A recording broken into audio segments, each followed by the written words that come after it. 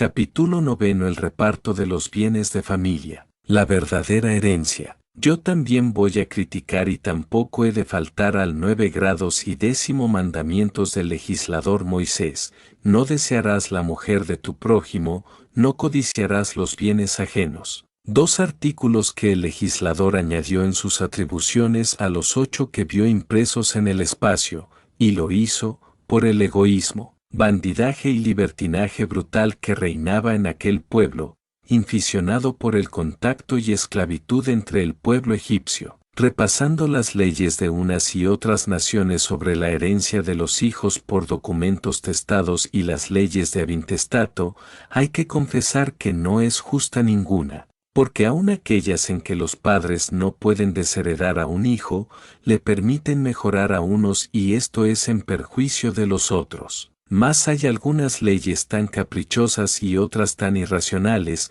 que debieron ser abolidas a muchos siglos si la educación no se les entregara a las religiones que también en esto eran muy interesadas, sobre todo algunas sociedades modernas religiosas que han andado a caza de primogénitos y mayorazgos. Pero la ley que no tiene nombre bastante con llamarla absurda e irracional, porque es antinatural, es aquella que priva a la viuda de lo que ante toda justicia le pertenece en usufructo libérrimo hasta su muerte, haya o no hijos herederos, mayores o menores. Se la somete al no ser, porque se la sujeta por esos intereses a renegar de la ley natural, y esto es un crimen y quizás muchos crímenes a la vez y en todo caso. Es un desacato y un atentado con extorsión a la ley divina de la procreación y la libertad verdadera que todo ser tiene por ley suprema. Es cierto que esos atentados se cometen porque se ignora la ley de afinidad y justicia,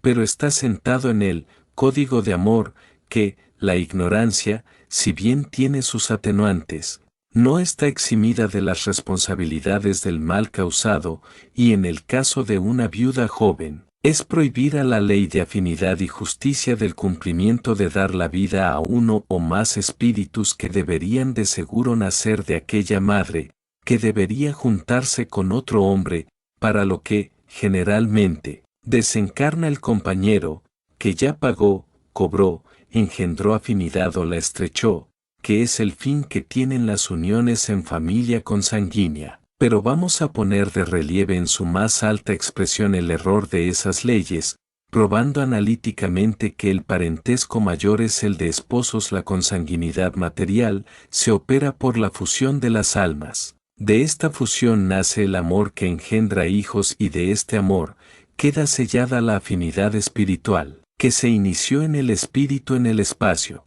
pero que no lo es en verdad de ley, hasta que se selló en la tierra por la unión de las almas, porque esto solo pertenece a las leyes naturales de la materia, cumpliéndolas y cumplimentándolas. Este principio es indiscutible, y descubierta o tácitamente las mismas leyes civiles, aun con todos sus defectos, lo han consagrado por imposición plebiscitaria, porque sólo por él son constituidas las familias. Afinizarse quiere decir fundirse, amalgamarse en ley progresiva, para constituir fuerza y belleza, y armonía, y bajo este principio y el amor, que debe por fuerza haber entre dos seres que se unen para dividir sus penas y sus alegrías y por lo tanto se sacrifican el uno para el otro. Es también indiscutible que la fusión es también acabada en la unión de cuerpos de la esposa y el esposo, y mejor dicho en verdadera ley y propiedad,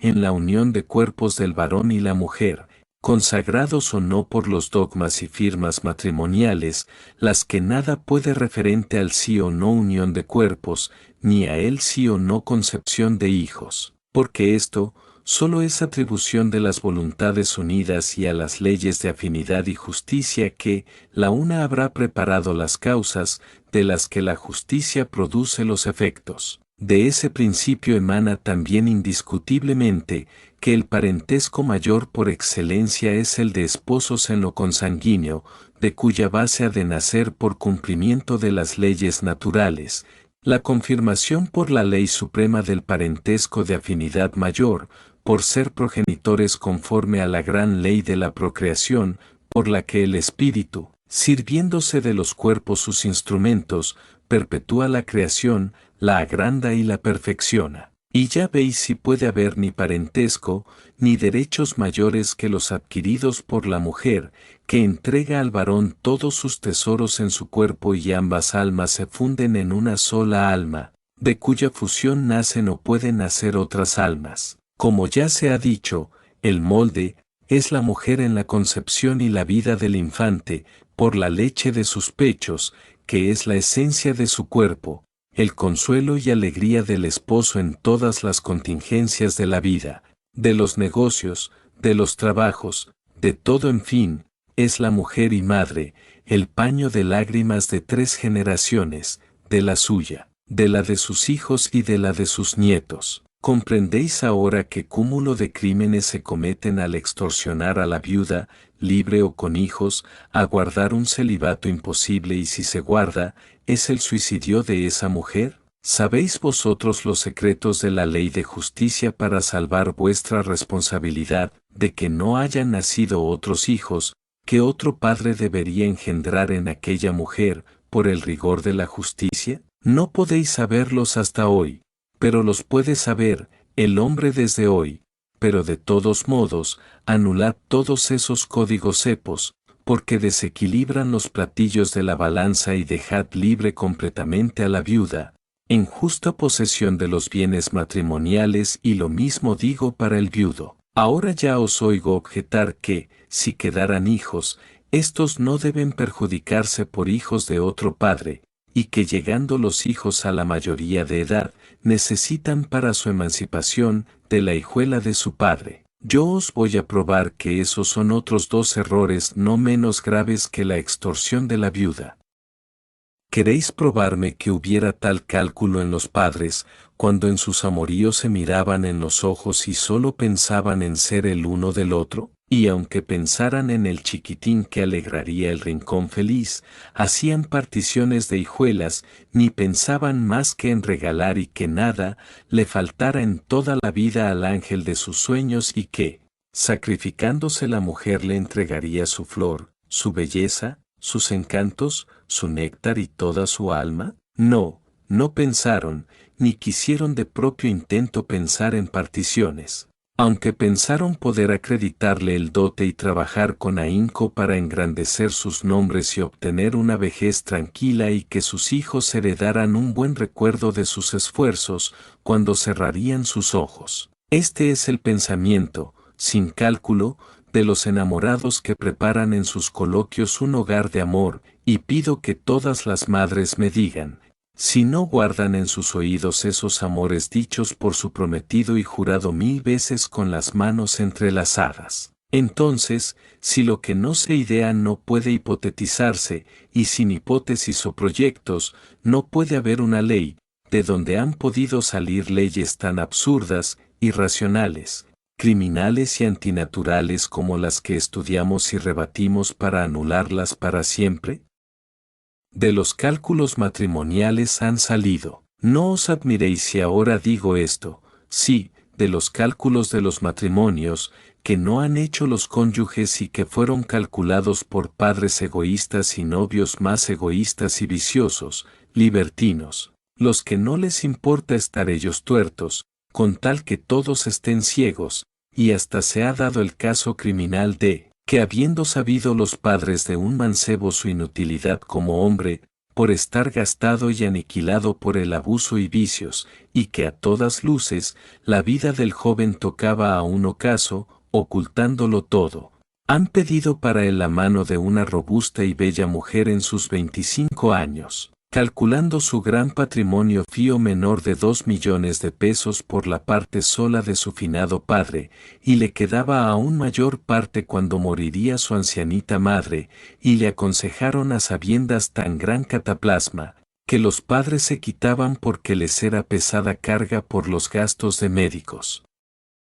¿Y qué pasó? Que la joven se vio defraudada en el himeneo, él, avergonzado de su impotencia perdió la razón y, al manicomio fue al 5.º día, y para cubrir la vergüenza y su delito, dispusieron los calculadores padres de llevarlo a Europa, a cargo de la engañada esposa, la que, no habiendo recibido el alma del esposo, todo le fue indiferente. Y si sufragó tan costosos gastos, pues lo acompañaron sus padres, ella no gustaba recibir noticias, y tenéis ahí una mujer muerta en sus bellos sentimientos y robada en sus esperanzas de madre, y la desesperación era con ella. Yo conozco bien a esa mujer y no como quiera, pues mucho tiempo serví a su familia con mi profesión de electricista, y cuando ese hecho pasó, estaba instalándole para la engañada mujer un edificio con 4 casas de familia y 24 departamentos, que rentaban más de 2,000 pesos mensuales.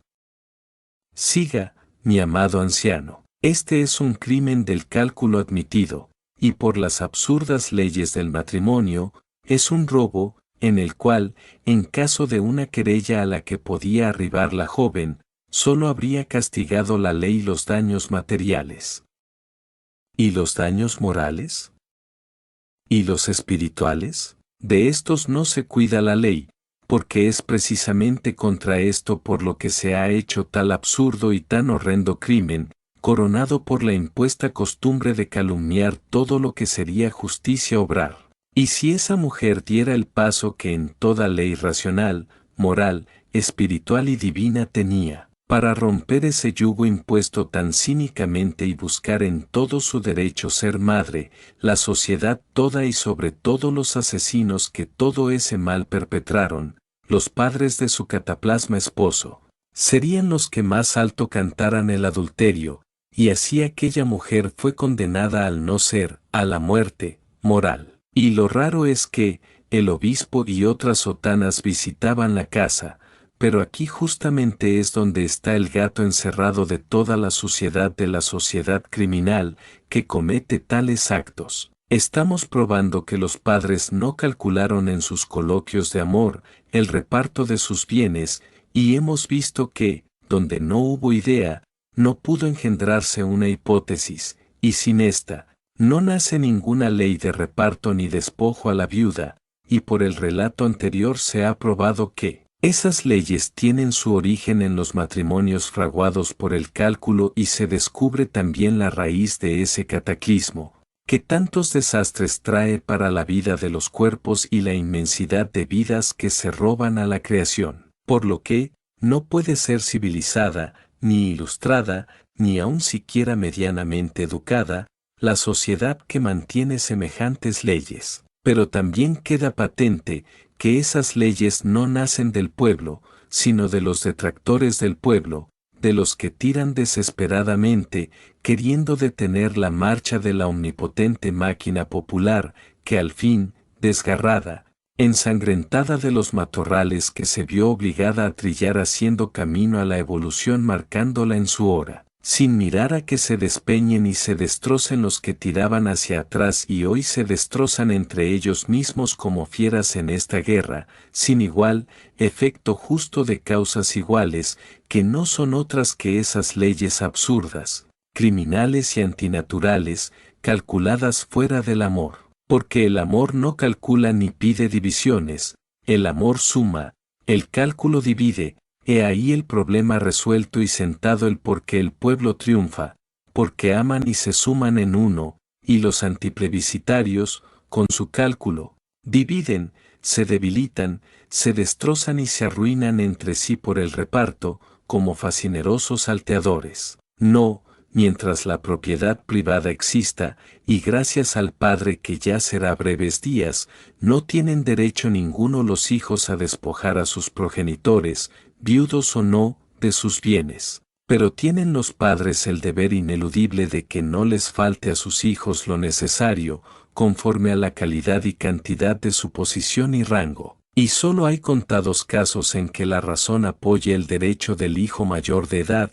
para obligar a sus padres a darles la parte correspondiente. El primer caso es, en general, que los padres sean tacaños o pródigos, o muestren diferencias entre todos los hijos, beneficiando a uno en perjuicio de los demás, porque la tacañería hace sufrir privaciones. La prodigalidad los declara incompetentes para administrar y la parcialidad es un robo que, además de perjudicar a algunos, los enemista entre hermanos. Fuera de esos casos, no tiene ningún hijo derecho alguno de pedir su parte a los padres, los que, durante toda su vida son administradores únicos de la hijuela, y no hay discusión, aunque el hijo sea emancipado por haber formado hogar, única forma moral que hay para emanciparse el hijo de la patria potestad paterna. Pero jamás se puede emancipar de la patria potestad materna en lo moral y obligatorio de hijo reconocido a la que lo encerró en sus entrañas y le dio vida por sus pechos. Lo mismo que ninguno podemos emanciparnos de la madre naturaleza, a la que la madre del hombre individual representa. El segundo caso entra en los estados de viudez con hijos. Sea hombre o mujer el viudo, al formar nueva sociedad por la unión de sus cuerpos, legislado o no, tiene el ineludible deber de hacer las particiones, no por mitades, sino en partes iguales estrictamente lo mismo que si el viudo o viuda fuera hijo heredero, y ya, quédale asignado lo que le corresponde si cada uno aunque sean menores, que será administrado por el padre o madre, hasta la emancipación únicamente por casamiento y no por mayoría de edad. Y en caso de tener el administrador alguna de las cualidades del párrafo anterior, el menor está auxiliado por el juez, que es el padre legal, pero no es antes que la madre, la que no pierde nunca la potestad, sino por inmoralidad probada en la administración, sin subterfugios ni amaños. Fuera de estos casos, jamás procede la repartición de bienes de los padres, sino por propia voluntad. Pero en el caso de la viuda sin hijos, atendido el sacrificio hecho de su persona y alma a su difunto compañero y a que la mujer no tiene los medios que el hombre tiene de ganarse la vida por razón del sexo, nadie tiene derecho a secuestrarla por la amenaza a despojarla de la herencia de su esposo, porque no es herencia, es el regalo hecho por su sacrificio, y tiene perfecto e indiscutible derecho de disponer de aquellos bienes, como de su persona, en perfecta libertad. Aquellos bienes, si son gananciales, no hay discusión posible, si son bienes capitulares, es decir, llevados al matrimonio por el difunto consorte, es fruto que se arrancó del árbol de sus padres, porque estaba sazonado para comerlo y nadie es capaz de volver a poner de nuevo en el árbol. El fruto que de él se cortó por conveniencia y pertenece al que se le dio para consumirlo, sea como obsequio o como pago, es libérrimo el que lo recibió de comérselo solo, o dividirlo con quien quiera para consumirlo. En la ley de Israel existe un capítulo grandioso sobre esto, y él considera que en la unión de cuerpos es la unión de familias para perpetuar la vida de las dos familias, y no es sólo de Israel, porque es de las doctrinas Vedas y está en las leyes de Manú, lo que quiere decir que lo escribió en el sánscrito el legislador Set, del que son descendientes los israelitas, porque Set es el hijo primogénito de Adán y Eva. En esa ley está consagrada la perpetuación de las familias, hasta tomar la sabia medida de que, si el varón no logra engendrar en su mujer dentro de 8 años de unión, la mujer tiene el derecho de pedir a su suegro que le dé al hermano de su esposo para que la fecunde, y caso de no haber varón en la familia del impotente, tiene obligación el padre de entrar en la mujer de su hijo para darle descendencia. Esto es, porque comprenden sabiamente la creación y sus leyes, que sólo se puede perpetuar por la procreación, y en cuanto a lo material, la mujer, en esas leyes, adquiere todos los derechos de heredera y no es cohibida absolutamente en nada, porque guardando el luto ordinario, puede unirse a otro hombre, pero tiene un primer deber y derecho su cuñado, si lo hay, de lo contrario, aquella mujer es libre. Pero no se dan casos frecuentes de que la viuda olvide nunca sus deberes de hija adoptiva de los padres de su difunto compañero y es porque no entró el cálculo. Y aunque esa ley tiene el defecto de dividir en castas la humanidad, lo mismo que entre las de las demás naciones se divide en clases, allí es rigurosa la ley en su aplicación sobre cada casta, y aquí, Cada caso obedece a un capricho y aún se hacen en algún caso leyes especiales, que es el colmo de los colmos en los cálculos. Y eso es autorizar el crimen,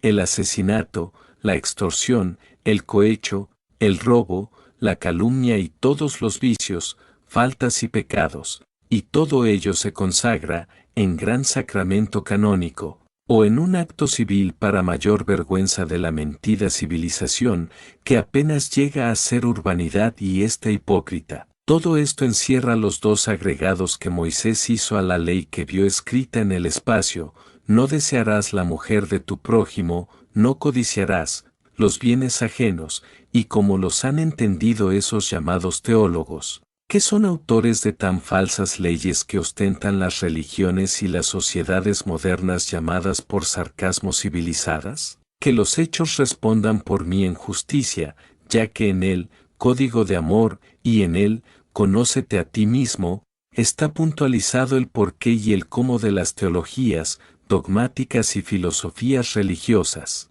que son las cuerdas y cadenas de las que hasta hoy tiraron desesperadamente religiones y sociedades, y no han podido detener la pujante, cruenta y demoledora marcha de la máquina popular que ayuda y purifica el progreso, por lo que, hoy son rotas esas cuerdas y cadenas y ruedan los asidos a ellas al fangal de sus acciones. Yo, en amor, les pongo esta última tabla de salvación, condensando todo mi estudio en este apotema: el hombre no puede heredar del hombre, sino del espíritu, lo que me obliga a poner un segundo punto.